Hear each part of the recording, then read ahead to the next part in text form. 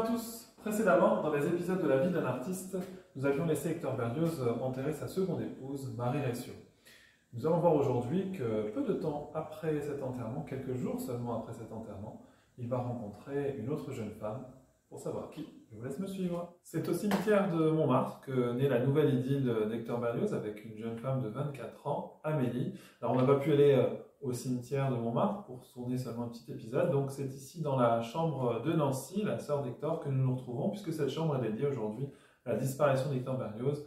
On y retrouve notamment une petite plaque issue du cercueil de Berlioz, cercueil qui était à Montmartre. Alors, ce n'est pas pour évoquer la mort d'Hector Berlioz que nous sommes dans cette pièce, mais pour aborder son idylle avec cette jeune Amélie, donc une jeune femme de 24 ans rencontrée au cimetière de Montmartre, elle aussi en deuil.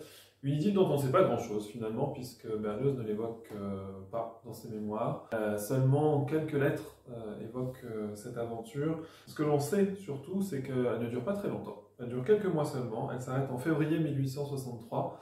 Et il s'en plaint dans une lettre à Humbert Ferrand, son ami, puisqu'évidemment il sera, malgré la courte relation, très attristé de cette rupture. Mon chagrin, c'est encore d'un amour qu'il s'agit, un amour qui est venu à moi souriant, que je n'ai pas cherché, auquel j'ai résisté même quelque temps.